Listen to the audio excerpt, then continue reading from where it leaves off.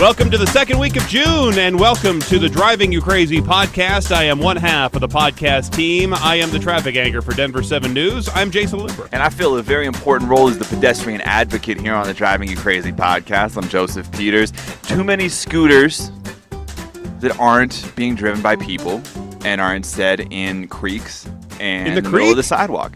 Did you see the picture I sent you? No, I didn't. Yeah, it was right in the middle of Cherry Creek on my walk home. Somebody had just tossed a lime scooter in there. Well, there you go. Now, does that person, you think, will be charged for the wetness of the lime scooter? We should reach out to Lime about that. I'd be very curious to see what their rationale is. But my question is, did he get to his destination? He asked for a water with lime. All right, that was horrible. I'm sorry. Did he get to his destination? I don't know. Do you think he was probably drinking? Probably. Well, so we've talked about this in the newsroom, how you can just like drag race when you're drunk on a Saturday night and like find 5 of the scooters and line them up and just go down Denver. I was coming in at 3:30 this morning, and there's this condo building, this newer one right here, right next to the building, and they have, I don't know, it's what, 6 floors, 6 stories, something like that? Well, anyway, on about the 5th floor on the corner apartment, they have a balcony, and there was, I don't know, 3 or so guys up there still yapping it up at 3:30 in the morning. That sounds about right, yep. What are they doing up there? I want you to know, I thought you were going to say that they had just taken the scooter and parked it on their balcony, which seems kind of genius, right? Like, not the worst idea I've ever heard. I wouldn't have been surprised. By the way, if you didn't know, since we're talking about, drinking and scootering and stuff, drunk driving, it does include things like scooters and lawnmowers or tractors. And horses. Oh, a motorized bicycle passed me on the sidewalk yesterday. That's not allowed on the sidewalk, right? Yeah, I think it is. I mean, he was cruising, man. Like, I understand why it would need to be there because there's not really anywhere else for it to go. But that, at a certain point, it stops being a bicycle and it's just a motorcycle. Well, see, when we do away with all the RTD buses, because the buses will go away because we'll just keep the light rail, and the buses will go away because of all the self-driving cars and that sort of thing. So I think the bus system is really on its way out in the next 10 to 15 years. We can have we can turn the bus lanes into bike/scooter lanes. So you're thinking it's going to be more like a van system, right? It's not really a bus so much. It's just a van. It'll be that or on-demand stuff, and that's the way it'll go. Anyway, a woman in Australia, she was charged for riding a horse from her home to a local pub while she was a bit drunk. How drunk, you might be asking, Joseph? I was asking. Were you? Yes. 4 times over the legal limit. I mean, better on a horse than on a car. You would think so, because at least the horse was driving. Police were called when the 51-year-old woman tried to ride the horse through a liquor store drive-thru. Police say she appeared to be, quote, heavily intoxicated, was not acting nicely towards them while she was riding the horse and drinking from a bottle of wine. They arrest people for that? Yes, apparently they do. That's going to ruin a lot of bachelor parties in Australia. She had a blood alcohol reading of 0.226%. That is a lot. That's really up there. The horse was walked back to the police station and taken back to the stalls. Let me tell you about Brendan Ritson. Good old Brendan. Oh, good. Okay. He's a passenger, was a passenger, on a Royal Caribbean South Pacific cruise, Sydney to Fiji. He claimed that his holiday was ruined by the person in the cabin next door because of the excessive snoring. Brandon says that it was so bad, he demanded a full refund of the $3,270.29 cruise fare he paid. Now, Royal Caribbean said, no, we're going to give you a refund.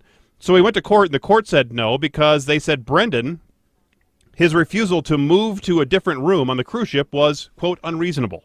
There is more to the story. Let's go. Because, as Paul Harvey would say, now the rest of the story. Who is Paul Harvey? Did you just say that? I did. Did you just ask me who is Paul Harvey? You had to know that I wasn't going to know who Paul Harvey was. Paul Harvey was radio when radio was radio.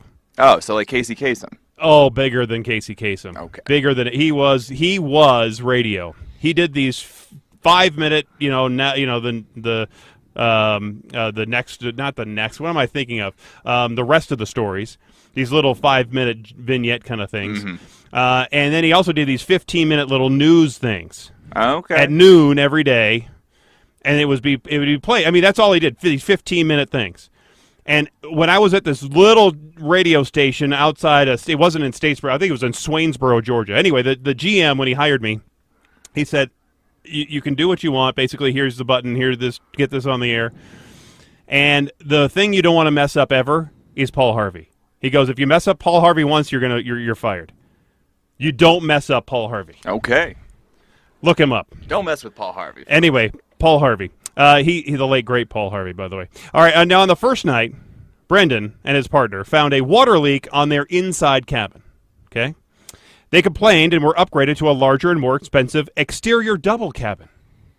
That's pretty nice. Okay. It's really nice. However, a mother and daughter were moved into the cabin right next door 3 nights later, and they were the problem for this guy. He said that his new neighbors were, quote, very loud, and they snored, spoke loudly, argued, and used offensive language. Well, rats. So he complained again to the crew staff, and they offered to move him, this time back to another inside room that was the same one they originally booked. But after tasting the good life of having a balcony cabin, a nicer cabin, he refused, saying that he didn't want to be, quote, downgraded. So he was upgraded for free, got upset with his upgrade. The cruise ship said, we're going to downgrade you, but we'll make it right. And he said, don't think so. Once you have a taste of that balcony cabin, the outside cabin, you don't want to go back to a windowless inside cabin. Those inside cabins are the worst, man. I see, and I've never stayed in one of those. I have had the room with a porthole, but most of my cruise experiences, I think 8 other cruise experiences, have been with the balcony. Oh, okay. And that's the way I like to cruise. I wouldn't mind going back to the porthole, but I'm not gonna. Have you ever had the cruise genie experience? What's the cruise genie? So basically, if you are enough of a high roller, you get put into like sequestered quarters, right? Like you're set away from everybody else. This is where like Adam Sandler, Seth Rogen, those type of guys stay. But they have butlers who are known as genies, and their entire job is to literally make anything appear if you ask for it.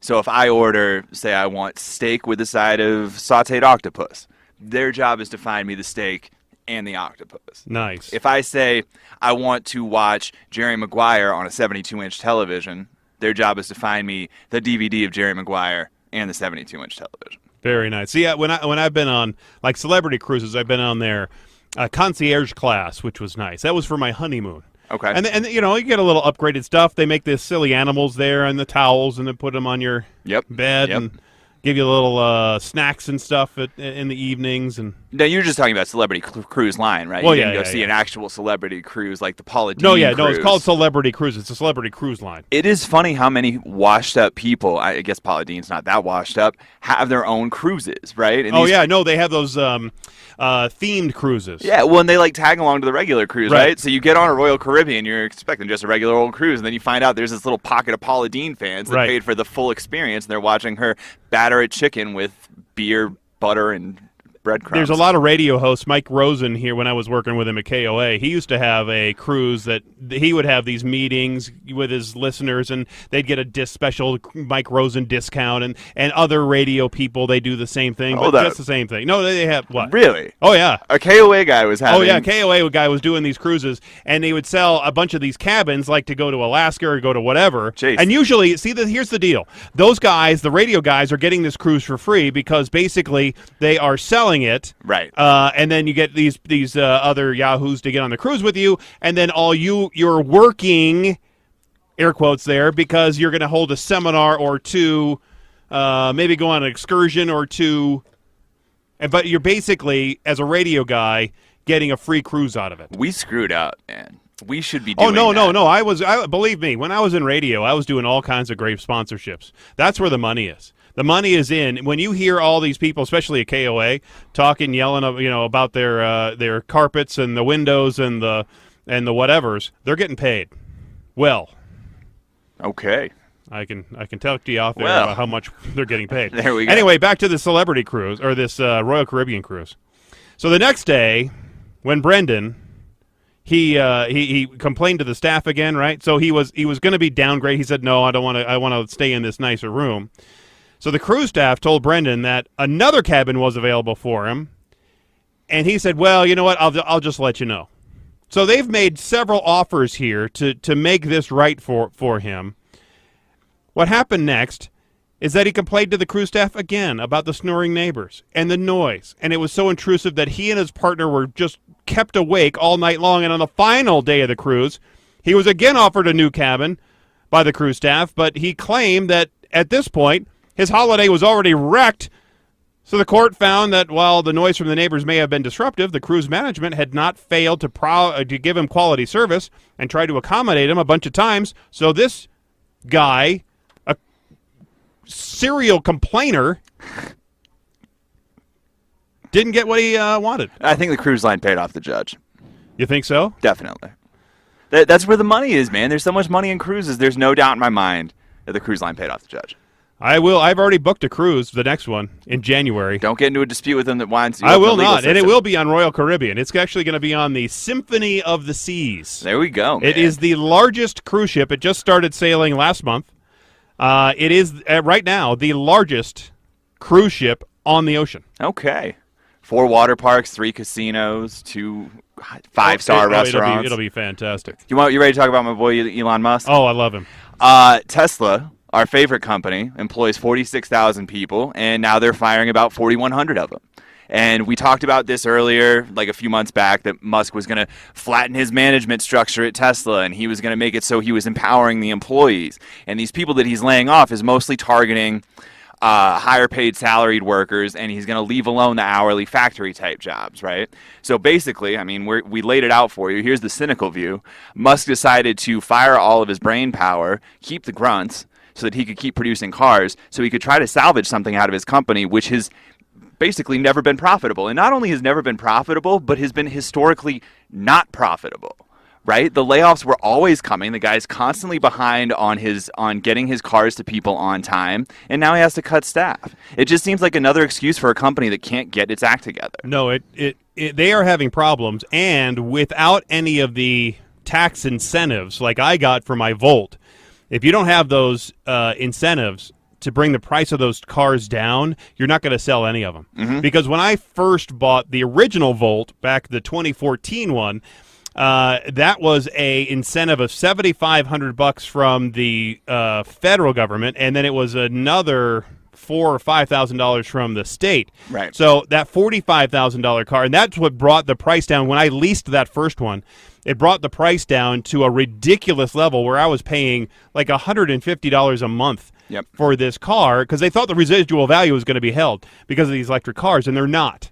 They're not being. Now the Teslas do have some residual value, but they're just not selling enough of them. Well, and like you can't be a boutique car maker in this day and age, right? I mean, this is a company that is trying to sell itself on customizing everything to the customer specifications and making sure that we are the elite, the cream of the crop. They're trying to sell themselves as like the top end $300,000 per vehicle type car, but in reality their competition is Beamers and Benzes and things of that nature, and cars that are more affordable for the middle class, or at least more attainable, right? And if I'm in the middle class, why am I going to go out of my way to purchase a Tesla when I probably don't have anybody who can do work on the car within 20 miles of me? Because you have to go to a certain dealership, right, because they won't work on these electric cars. And now I'm stuck. Yeah. You know, and I overpaid for a car that is not as good as Teslas are, and they're fine, and if that's your cup of tea, go for it. But what makes a Tesla better than a BMW?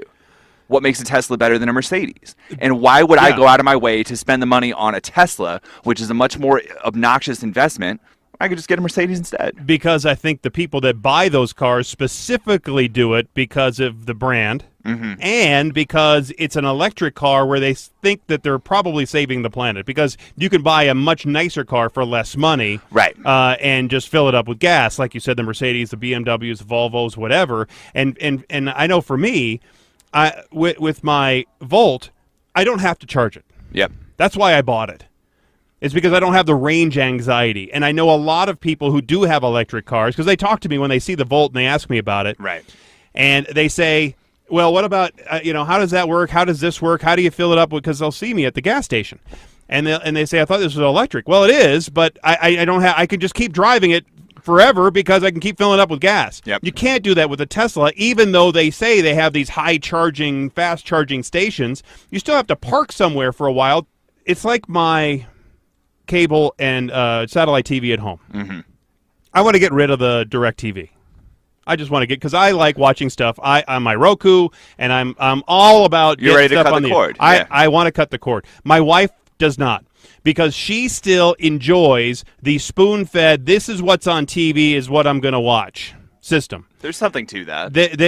That's what she prefers. I prefer the on-demand. I can watch stuff now live because I have the Roku and I have all these things, but she wants to have it the old way. I still think that's what most people, when it comes to driving and fueling, have that same mentality. They want to be able to just go to the gas station, spend 3 or 4 minutes putting their gas in the car. It's a simple process. Put your card in, turn on the pump, fill up your car, off you go, and you're going for another 350 miles.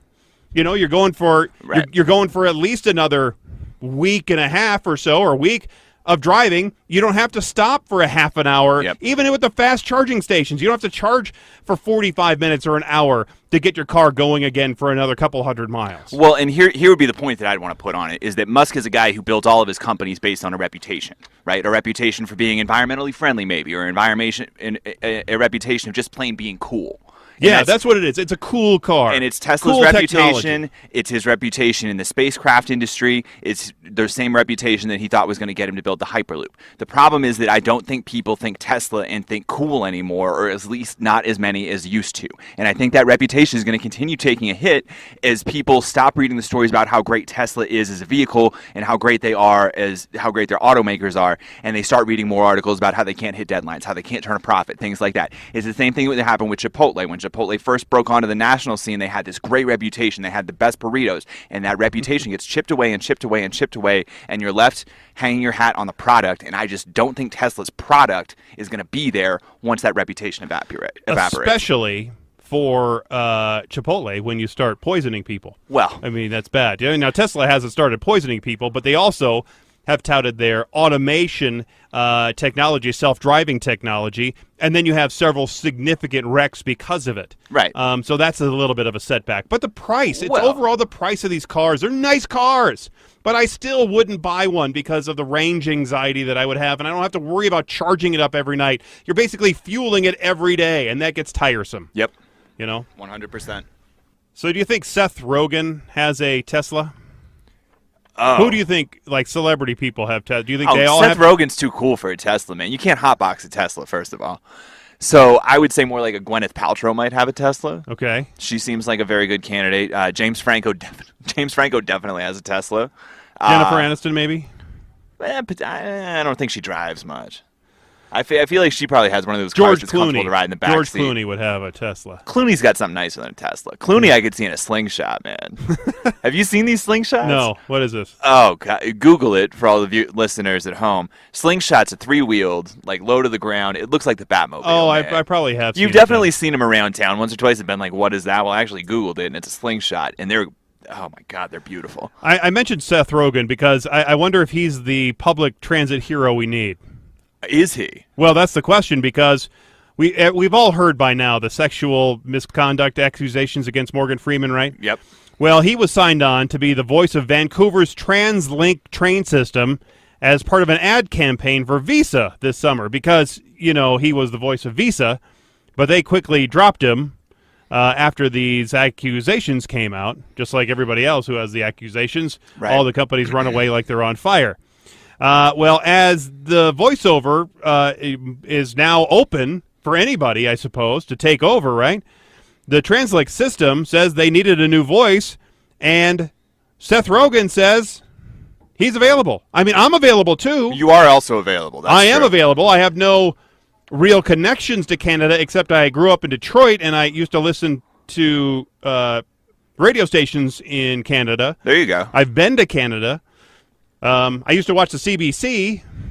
I also used to watch the CBC. And great program called Little Mosque on the Prairie when I was growing up. Hockey night in Canada. Remember that? A little more popular. So the reporter from the Vancouver Sun, it's that person that suggested the well-known Vancouver native, Seth Rogen, as the potential fill-in for the former voice of God, Morgan Freeman. Okay. So she tagged Rogen on a Twitter message saying that he needs to do it, and he actually responded, offering himself up, saying, if they need a replacement now, hit me up.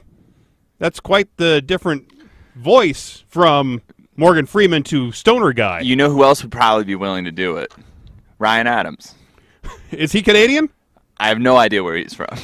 I'm telling you that. I do know he's coming to the Denver7 studios for a little Wednesday night weather forecast. So. That song he created for Denver7, not great. It was great.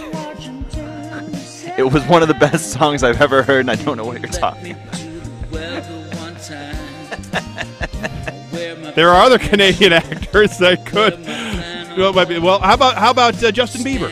Sure. I don't think Canada wants to take credit for him. Jim Carrey. Donald Trump. He's not Canadian. That's fine. Ryan Gosling. Not really known for his voice. Joshua Jackson. How about him? That's... Eugene Levy. Hold on. Let's go back to Joshua Jackson for a second. Do people know who Joshua Jackson is? I don't know. Maybe. Do you know who Joshua Jackson is? You know him if you see him. Right. Charlie Conway, right? Mighty Ducks. That's where I know Joshua Jackson from. Right. He's done countless projects. How about Norm Macdonald? Oh. He's Canadian. Oh. Why not Trebek? Alex Trebek is Canadian. Trebek would be a good one. Rick Moranis. He's Canadian. Does he do anything anymore? No, he doesn't. Good for him. Mike Myers. He could do it, and he could do it with different voices. He could do it in his Gong Show character. See? Ryan Reynolds. Everybody loves Ryan. All the women love Ryan Reynolds. Men love Ryan Reynolds, too. Ryan Reynolds is great. Caroline Ray is Canadian. Did you know that? Are we just listing Canadian people at this? I guess I knew that we were just listing How about Canadian William people. Shatner? He's Canadian? Yes. Martin Short. He could do it. Okay. How about the Prime Minister? No. What about Rob Ford? Oh, no, he's dead. Oh. That's too bad.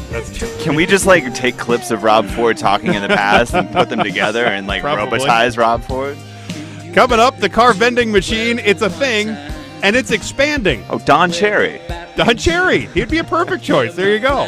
That and so much more as the Driving You Crazy podcast continues. That green screen and try to remember all the towns I just seen. I'm like Denver, slice of heaven. Turn on the tube, watch Denver7. Colorado, a slice of heaven. Turn on the TV, Denver7.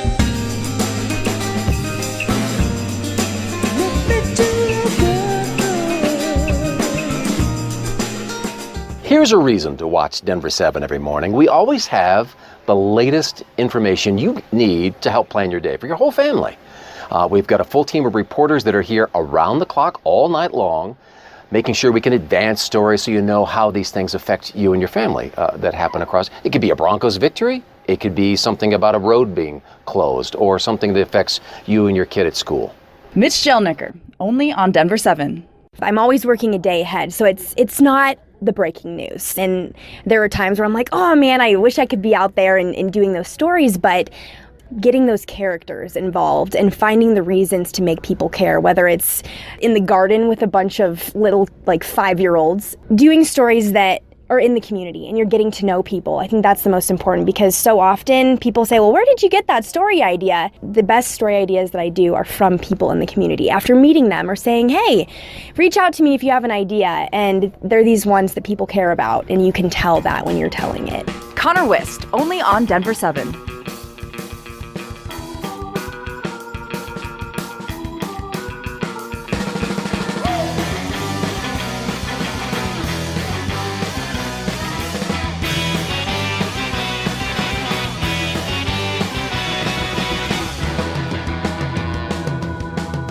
Welcome back to the world-famous Driving You Crazy podcast, presented to you by Ryan Adams. No, not really. That's too bad. It's too bad. Maybe that's the problem. I never really have heard his music. It's great. It is? Yeah. Celine Dion. Celine Another famous Dion is Canadian. Shania Twain. Is she Canadian? She is also Canadian. Did you know Keith Urban is Australian? Yes. It blows my mind every time. He sounds like the perfect South Carolinian. That's why he's married to What's Her Bucket, the Nicole Kidman. Oh. There you go. Oh. So I was just in a very hot place over the weekend. Shreveport, Louisiana. Oh, woof. I actually had some great beignets. So there was this old converted gas station turned restaurant. Cajun food, Creole food, great beignets. The guy actually had a relative of some sort here in Denver, and he was telling me he was looking for a place. He found this old gas station in outside of Boulder, and he wanted to buy it, but the price tag made his mouth drop to the floor, so he didn't do it. So I was there for the United States Baton Twirling Central Regional Championships. It's a mouthful. Yes, it is. My girls did pretty well. They were both twirling. They had some events that they were in. Anyway, it was mid-90s, high humidity, hot at night. I mean, it doesn't even ever cool down at night. No, Shreveport's rough, man. And that humidity is what's going to get you. And the poor town, because there was no – Friday night, we're driving. I'm not kidding. It was 6:15 or so after we had dinner. We landed in the evening, went over to the grocery store, went over, got dinner, driving over to the hotel in downtown. And this is a Friday night. No traffic. Shreveport. None. Zero rush hour. I mean, there's more traffic on a Sunday morning in Denver than there was in all of Shreveport on Friday night. Doesn't it make you pine to move to one of those small Yes. towns? Or smaller. I guess you wouldn't call Shreveport small, but smaller. It was sad because there was so much potential there. They have the river. They have these casinos. They have... but the downtown area was really a blight. They had a lot of businesses had been moved out, and they had potential. You know what else has potential? Wayne Gretzky. There's another one, Wayne Gretzky. A different kind of hot than Colorado, the Louisiana hot, right? Yep. It's more dry here. And even though it was hot, it wasn't hot enough in either place to melt traffic lights. That's kind of crazy hot. Yes, I would agree with that. That's how hot it was recently in parts of Mexico before Hurricane Bud comes to cool them down. Now, what I saw were pictures of some traffic lights with that curved plastic shield that hangs over the red and yellow and green parts. Mm-hmm. They were melted like they were in the microwave. That's insane. I saw another light where the rectangular cover that goes around the entire traffic light box, it buckled in the heat. It was just... It was all mangled. It really did look like it was sitting under the hot sun on the pavement, just melting away. Well, and there's not really a fix for that either. You got to completely take out the light box and put in a new one. They say the temperatures were around 120 degrees. That's ridiculous. That's really in a part of the world where air conditioning isn't as prevalent as it is in Las Vegas. Right, a lot fewer shirts, basically, is what it comes down to. A lot of people wearing less clothes in an area like that so that you can try to cool off a little bit. I mean, that 110, 120 degree heat is just tough. But to melt a traffic light? You step outside and it feels like you're in a microwave, to your point. So it makes sense that objects would react as though they were in a microwave. I like warm. I even like hot, but not crazy hot like that. But, they're going to be flooded out here with Hurricane Bud rolling over the Baja. We hopefully will get some of that moisture to put out all our fires here in... Fingers crossed. Bring on Bud. This Bud's for you. Tesla. We just talked about Tesla. But they are the last car maker really to make a big change in the way we buy new cars. Even though nobody buys their cars. Nobody is buying their cars. They really have changed the way, though, people have been buying their cars because they don't follow the dealership model. And maybe this is part of their problem. I don't know. But they have... a store in the mall, like here in the south side of town, they have one of those little storefronts, like you would be going to the Bath and Body Works or the Yankee Candle. They have a store where you can go in there and shop for a Tesla. It's because most of us hate going to the dealership. Correct. Most of us hate it. Right. I mean, doing the haggling and all that crap. Well, and you buy everything else online too. It's like that's why these apps like Auto Trader. I mean, we've done stories on these in the past, but that's why they're so convenient. Is because you can just click, boom, there's my price. We're good to go. We don't have to have any negotiation. And talking to these people, the dealer salespeople, don't you get that icky feeling sometimes? It's just I don't know why. One of these clowns told my dad not too long ago that he was trying to get my dad to not ask for a lower price. He's like, "Come on, John, you got to help me hit my commission, John." I know. That's like, get the hell out of here. I don't care about your commission. I'm not here to help you. It's the worst. That's why I like to buy my stuff on Amazon. Yep. Or eBay. You find it, you buy it, you click it, and it's shipped to your house. I mean, that's the way I like it. Yep. Give me a selection of colors and features at a set price, and bam, just hit the send button and deliver it to me in 2 days. Maybe a coupon or a promo code can help me out. I don't know. With a car, you can even drive it to me. Yeah, I don't care. It's right. mine now. Just let me know how much it costs. Mm-hmm. Well, Ford and a Chinese car maker, Alibaba, are teaming up to explore new ways to redefine, they say, how consumers purchase and own vehicles. They plan on doing this by using 2 fully automated vending machine stores. Yep. The entire transaction is designed to be handled online, no human interaction whatsoever. So let's say you see one of these cars you like. And if you see one on the street, they have an app, right? You take a picture of it, of the car you like. The special app then it finds the car, and then right there you can schedule a test drive. So you do that by filling out some info. You snap a selfie of yourself. Right. Send it in with the app, and then you head to the nearest location so they can verify your identity with the facial recognition technology. And then the best part is your selected car will be automatically delivered from a giant 3-story dispenser, and then you get a 3-day test drive. And if you like the car, you can purchase it through the phone or return it and schedule another test with a different car. Fascinating. Yes. Kind of dumb. And they offer different brands, so it's not just one. So you can get, let's say, a Toyota or a Subaru or a Volvo or whatever. So you could try all of these different cars. Mm. And unlike when a customer gets to a traditional dealership, you're just driving a Ford or a GM or a whatever. Well, you don't have to take somebody with you, right? It's not like taking a car. It's not like test driving a car at the dealership where you got somebody in the passenger seat trying to cough when you hit a bump, so you don't hear all the stuff there are some underneath. Good credit requirements and some other requirements, but you can test drive up to 5 different cars within 2 months, and you can only try each vehicle out one time. So it's not. So they're trying to limit people from pretending that they need like they're going to buy a car and just then basically getting a car for free for 3 days. Well, yeah, I mean, but five cars over a 2-month period, you get each of them for 3 days. You're talking about 15 days out of a 60-day period. I mean, you can figure that out. Now, there's already an online auto retailer. It's called Carvana. They operate 11 car vending machines across the United States. They have them in Nashville and San Antonio and Houston, Austin, Dallas, Raleigh, Jacksonville, Tampa, Charlotte. Oh, the country. Yes. So mostly they're in Texas and Florida and the Carolinas. Okay. There are no salespeople. They have a small staff just to load the vehicles up into this vending machine thing. It's this big, tall tower deal. They maintain the machinery. They help out customers if they need it. And they will also deliver to you as well. And they can get just about any car you want. So if you want to go pick it up, they'll deliver it to you. Or you can go pick it up, and they will cover up to $200 of your airplane ticket to fly you down to one of these closest cities. Let's say they would fly us down to Phoenix to go pick up our car, and then we can drive it back home.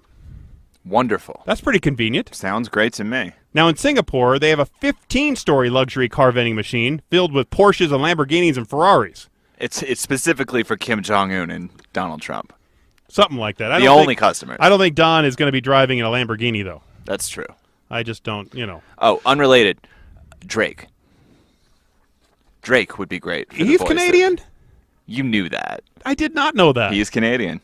The only thing I really know about Drake is a performance on Saturday Night Live that I fast-forwarded past, and some weird meme about him, like, doing something in a box. Like in some movie video thing or something where he's kind of like moving his arms. Yep, you summed up his career nicely. That's Saturday Night Live performance that I fast-forwarded through and the video for Hotline Bling, and that's all you need to know about Drake. That's pretty much all I got. Do you use Quora? Quora. It's an online thing. It's a website where you can ask just about any question. Oh, yeah. I mean, Right? we've all used Quora, right? Most often, Quora comes up as a response for something that I Googled. Yeah. I didn't ask for Quora. I just wanted to Google it. Some people ask wildly odd questions in there because what happens is there are people out there in the wild of the internets that watch this thing, and then when you ask a question, they will answer it for you. And there's some weird questions out there and some simple questions, and most people ask questions about what they can and cannot bring on an airplane or even just past security at an airport. Now, here are some recent examples of items that people have asked if they're okay to bring past security on Quora. Slime, Come on. Let the kids bring their slime on the plane. citric acid, That's worse. an accordion, pepper spray, black petrol. I have no idea what that is. That is gas, right? I would think so. A coyote skull, weed, hair wax, and cornbread. There's going to come a day before too long that you can bring weed on a plane. Probably. Legally. You can. I know you can bring cornbread on a plane. I don't know why you would fly anywhere with a skull of a coyote. But hey, to each his own. It's America. Truth.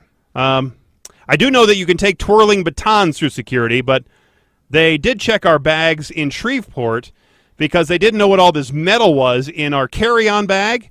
It was all the medals, so the girls did pretty well. They won one trophy, and they won like a bunch of these 5 second, third, fourth place medals. Right. And they're like a star-looking thing, and so they're all jumbled together in the carry-on. They freaked out a little bit. They go, look like "What a is weapon. that?" Yes, they look like a exactly. giant metal weapon. Exactly, and so they wanted to get a closer inspection of that. Ugh.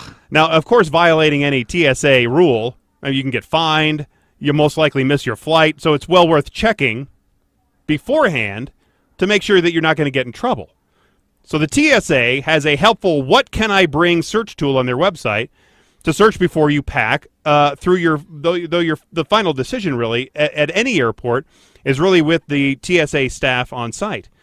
They also accept pictures on their Instagram and Twitter feeds if you have a specific question about a specific item, and they're really good about getting back to people. And their Instagram feed is actually really good. But here, because we always like to be helpful on the Driving You Crazy podcast. That's true. And here is a brief list of some of the weird stuff to carry on a plane and that is okay through the TSA or not okay through the TSA. And we'll do this by guide. How about we'll do it by animal, vegetable, mineral. Most people get animal, vegetable, mineral, don't they? Yeah, I think so. But they understand that, right? All right, so we'll start with animal. You can bring your service animal there, Okay. right? I saw actually we were coming from DIA at security, and this guy had a quote-unquote service dog. It was a pit bull. It was a full-on pit bull dog. Are you serious? In the security line, yeah. And then when we were on the plane, there was this lady behind us with this tiny little chihuahua. Didn't make a peep, wouldn't know it's there unless you looked at her holding this dog. But yeah, she had her emotional support chihuahua with her. Anyway, there isn't any specific information about coyote skulls, but antlers are good to go, which I'm surprised about because they can be quite sharp, and they're big, and they can be quite dangerous. That's an understatement. I agree Yes. with that. Artificial skeleton bones are okay too. Artificial one. Artificial ones. Okay. Because if you have a real one, I think you'd need some kind of a medical waiver. Or an explanation. That too. Yep. But because they might come in handy for anatomy students. You see? Bear spray and bear flares are no good. Good. No good. Good. You can check them, but you can't bring them on board. That's the way it works for the bear spray. Teddy bears and other stuffed animals are cleared to fly, but they must be a reasonable size. So you can't have anything that's as big as you. Because size matters, especially in the overhead bin. So really large stuffed animals should be checked with the airline as irregularly sized luggage if they can't fit in a suitcase. Fair enough. Okay. Fishing lures are cleared for takeoff, whether you check them or carry them on board. However, you should make sure that the large fish hooks are sheathed, wrapped, secured, packed into your luggage. Flies can go in the cabin with you, as can your expensive fly fishing reels or the fragile tackle. You can have that packed in your carry-on bag. Okay. If you're diving for your catch, spear guns are okay in checked luggage only, not in the cabin. You cannot bring your underwater spears Smart. in the cabin. Smart decision, I Yes. think, by the TSA. A live lobster, Your airline will decide whether they will allow fresh lobster to travel in the cabin with you, but you can check lobsters, live ones, as baggage. In fact, restaurant suppliers check lobsters and crabs for shipping to restaurants around the world all the time. Really? There are special, though, packing requirements, so you have to call your airline to make sure you know what those are. And lobsters, I do not believe, qualify as an emotional support animal. I'm flying out to New England in September, and as you may or may not be aware, you can get a chicken lobster for $3.99 a pound in Maine. There you go. You cannot do that in Denver. And so I am very much looking forward to calling my airline and saying, hey, what is it going to take for me to ship these lobsters back to Denver? Because you can't beat those prices, man. Like, if I'm paying $7 for the tail of the lobster here and $4 for the whole lobster in Maine, yep, bringing it back with me. Now, can you, because we did a story this morning about this whiskey that's from Maine, I believe. New Hampshire, beaver flavored. Yeah, the beaver one, where it has the excretions Yes. of a beaver. I think it is flavored with the secretion from the beaver's corseal sac. But basically, isn't that the one in its it's right next backside? Right next to the anal glands. But it tastes literally. I wrote the first story. That's why you guys ran it this morning. The scientist that was interviewed for this particular article said she loves sniffing beaver butts because they smell so good, like raspberry and vanilla, which is what this flavoring supposedly tastes like. I never knew. And they put it in a whiskey. Yes. Now, it is beaver-flavored whiskey. Since you're going to be back there in that Northeast in September, I don't know how much this whiskey costs, but I think I might send you with a couple of bucks just so you can bring some of it back. Ironically enough, the woman that owns the Thai restaurant that I used to work for is collaborating with Tamworth Distillery right now, and just posted like this whole video series that she did with the same distillery that made the beaver-flavored vodka, or beaver-flavored bourbon. So what I'm trying to tell you is, I have an in. I have a source. Perfect! And we can make this happen. That's perfect. I will be giving you some money, and then you will get me the bourbon and bring it back, and then I will share with the newsroom, and we will see how the beaver bourbon tastes. That bourbon, by the way, is called Eau de Musk, which is ironic because Elon Musk is Canadian. It would have been the perfect voice. There is another Canadian. Well, you know, it's funny because I was trying to explain this to the anchors there, you know, to Molly and Nicole and everybody at the post show meeting at 7. I said they were talking about this, and I said, well, it's the same thing that happens like my in-laws' dog, their former dog. He used to rub its butt all the way on the carpet all the time, squeezing out the glands. Right, yep. Exactly. And then she would have to my mother-in-law would have to take it to the vet to get that thing, squeezed. And so that's basically what is going into your whiskey. Well, it is generally recognized as safe by the FDA. It is, in fact, used as flavoring in other products that require artificial raspberry or vanilla sweetener. And I would imagine if you actually had some of that liquid, it would also have to be put in a clear plastic baggie to make it through the TSA. Beaver butt, folks. All right, vegetable. Off of animal, onto vegetable. Cornbread. Good news, bread is cleared to carry on board as our most solid foods.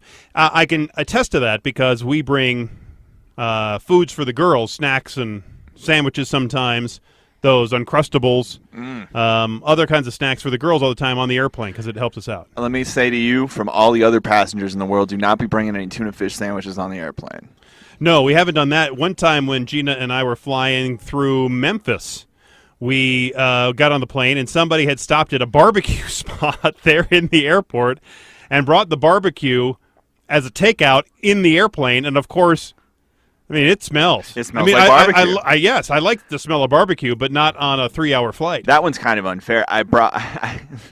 You'll appreciate this. So I got a pizza at Mellow Mushroom, and I jumped on the old mall ride on the 16th Street Mall because I was bringing my pizza back to my house. And the entire mall ride smelled like pizza. And if you're not familiar, for those of you outside of Colorado, there's a lot of urban travelers that ride the old mall ride. And I could just feel their eyes watching me and my large cheese, tomato, basil pizza, smelling all that mozzarella stinking up the bus, wondering how much it would take to mug the scrawny kid and run off with a large pizza. Funny about the Mellow Mushroom, they opened one up down south. They've closed it since. Yes. But when I first went in there, they go, "Have you ever been to Mellow Mushroom before?" I said, "Yeah, I was at the original one in Sandy Springs when I grew up there." They go, "Really? Huh?" Right. And they think it's fascinating. They're like, "Oh, you haven't experienced the mellow culture yet?" It's like, no, I lived in Savannah, Georgia. Everybody had Mellow Mushroom. Wedding cakes, they're okay. But it'd be tough to get them into the overhead bin, I would imagine. Right? Anything more than one layer, and I think you're in trouble. Quite messy if it would squeeze out of the box. Alcoholic beverages that are over 140 proof, including grain alcohol and that 151 rum. Yep. They are no good. You cannot carry them onto the plane. Yeah, because they're a weapon. Yes, they are. Well, even alcohol up to that point. And really, if I took the bottles of Jack Daniels, regular Jack Daniels or whatever, right? And you can get those, not the tiny, tiny ones that you get if you're on the airplane. You get the little bigger ones that are the 50 milliliter ones, right? You can take out that, or let's say it's a little vodka one. You put the grain alcohol in there. I'm not telling terrorists anything they don't know, but they can you can bring in a near fifth full of liquor in one of those, if you cram them all well enough, into that Ziploc bag. And that's plenty enough to start a big fire on an airplane. Oh, I wasn't thinking about it starting a fire. I was just thinking throw a cup full of grain alcohol in somebody's face, and you tell me it's not a weapon. Well, there's that too. There is that too. Slime might be considered a gel, and citric acid obviously is a liquid. We haven't talked about this. Are your kids in the slime phase yet? No, they do occasionally, like even at this birthday party, they bring home some party favors, and it's in that lip thing. It's like it looks like lips, and they pull off the top, and then it's got that, some are purple or green or whatever. There's that slime in there. So I'm going to clue you in now. If you wear contact lenses, watch that solution, because that contact lens solution is the primary ingredient in slime. And so if you notice that your contact lens solution bottle is just empty one day, it's your kid's fault. What? What do they do with it? They mix a bunch of ingredients together, right? And I'm not a slime expert, but I know a little bit about this. They take contact lens solution and a couple of other things, and you mix it, and it develops that slime consistency. And you can add different colors and sparkles and stuff to it, and make it like different fancy kinds of slime. There's this whole video with Busy Phillips and Nick Cannon having a slime making competition that your kids have probably seen by now if they're on the YouTubes. My kids are not on the YouTube. That's good. Keep them away from it, because there are so many slime tutorials, and we still make them just use Kittl as their search engine. Oh, wow. Yeah, Kittl is good. It's great. It's all safe. Fertilizer, by the way, for all you farmers out there, not good. You cannot carry it on the plane or in your checked baggage. Yeah, that makes sense. That is dangerous. Yes. Let's go to mineral. Okay, we did the animal, vegetable, now let's go to mineral. Black petrol, liquid, flammable, explosive, so that's no good, obviously. Banned on the planes, below and above, all around. There are a few exceptions, like if you have a disposable lighter, you can bring that on to the plane with you.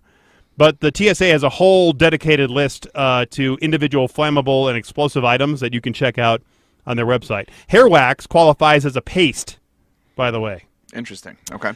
So rules on liquids, gels, pastes apply there, as do most cosmetics and beauty items, because we had Gina's stuff, some of her in the carry-on. We had some nail polish and some lipstick, some of the eyes, the mascara, that sort of thing. So we had to just throw it into a bag.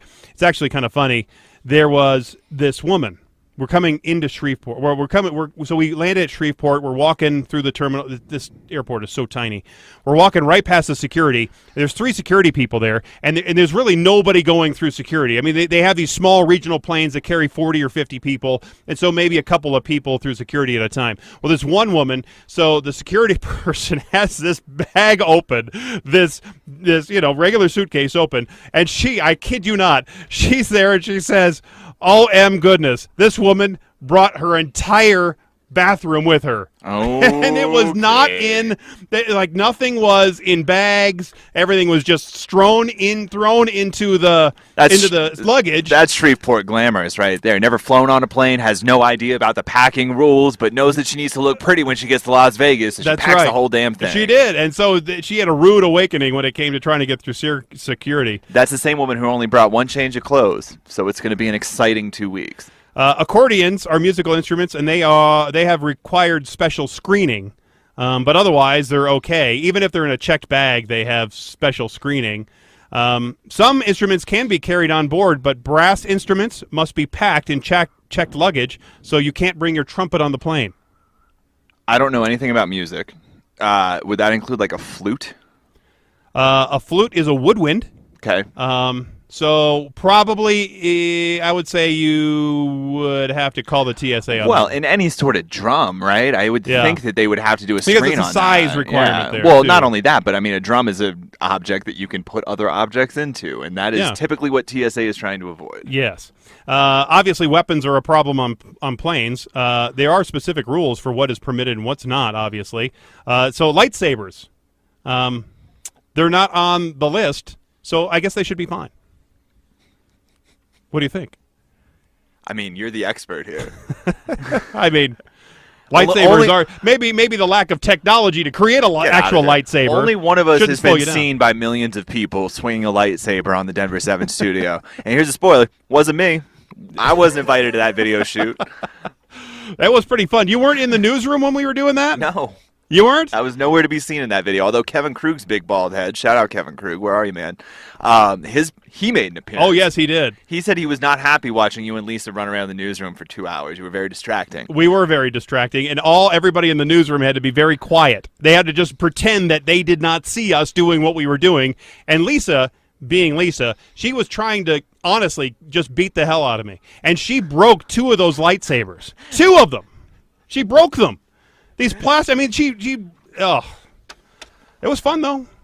It was fun. That's beautiful. It was enjoyable. Anyway, so there you go. There's your list of stuff you should and should not bring onto the airplane, courtesy of animal, vegetable, and mineral. Right, and also don't allow Lisa to hit you with a lightsaber because you might break it. Exactly right. Well, thanks again. You can always reach out to us on the interwebs of whatever sort. Give us a rating, give us a comment, give us a something. We're on YouTube now. Right. Please give us a rating. Don't bother tweeting at me. I don't check my Twitter anymore. You don't? I don't.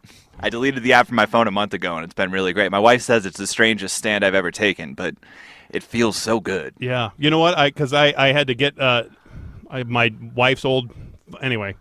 So on my my phone, my old new phone... I don't know what part of the story we're not getting, but my new old phone. Anyway, I haven't put Facebook on there. Oh, that's good. I have it on my work phone, so I can still get it if I need to mobile, but I don't have it on my phone, which is great. Long story short, if you need to get a hold of us, write us a letter. That might be the best option. 123 Spirit Boulevard, Denver, Colorado, 80203. There you go. Perfect. Thanks again for being here. Thanks for listening. And until next time, I'm Jason Luber, the traffic guy. I'm pedestrian advocate Joseph Peters. And Canadian advocate Joseph Peters. Oh, we left off Avril Lavigne. Oh, we did? We did. Well, there's another one. Be safe, and as always, happy motoring.